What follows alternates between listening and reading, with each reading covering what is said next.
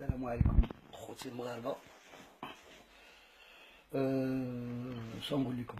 لسان ثقيل ويني خصني نهضر. عارف اش نقول.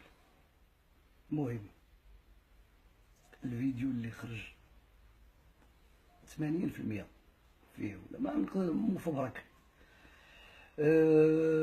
ثاني حاجه الشعر كحل وهنا الشعر ابيض. لوطيل اللي جلست فيه كانوا معايا صحابي. ما عرفتش انا هادشي كله اللي شفتو ما عرفتوش فين وقع وامتى وقع وفاش. ما عرفتش. اللي كنقول للمغاربه كاملين وهو عندي وليدات، هما علاش انا دابا كنهضر. انا ما كيهمنيش. النهار الاول بغيتوني كفنان مغني، الله يكثر خيركم. اليوم تكرهوني كاع، الله يكثر خيركم من حقكم. ويني وليداتي لا. وهادشي كله اللي خاصو يتحاسب عليه اللي صور كاع ويكون كاع هادشي يصوروا. شنو الهدف؟ الابتزاز. خلصت على هاد الفيديو هادي 10 سنين وصيفطوه ليا وخلصت. مشيت لهولندا والمناجير ومناجيرة جوج الناس في هولندا كنخدم معاهم، هما اللي تكلفوا مشاو لاسبانيا وخداو السيدي وهرسوه وعطيت فيها 3 المليون ونص ولا ما عرفت 4 المليون. داز حتى دابا عاوتاني وبدا وتجبد هادشي. مشيت للبوليس درنا الاجراءات لدرجه انني مشيت عندهم وخرجوا معايا مساكن الله يكثر خيرهم. ودرت معاه هذا اللي كيبتزني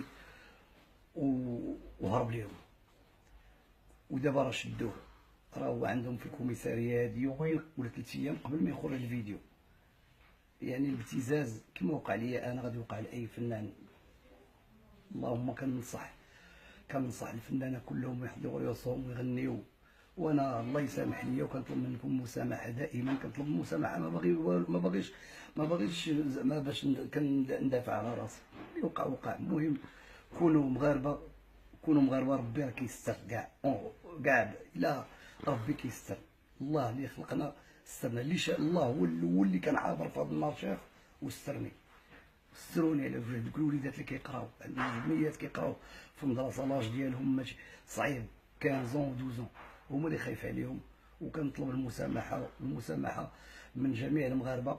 وراه عييت من الابتزاز وفي الاخر خليتهم ينشروا هادشي واللي عطا الله السوق. وهذا نتمنىكم تقبلوا مني راه اي واحد يغلط، حيت دابا لحد الان ما كندافع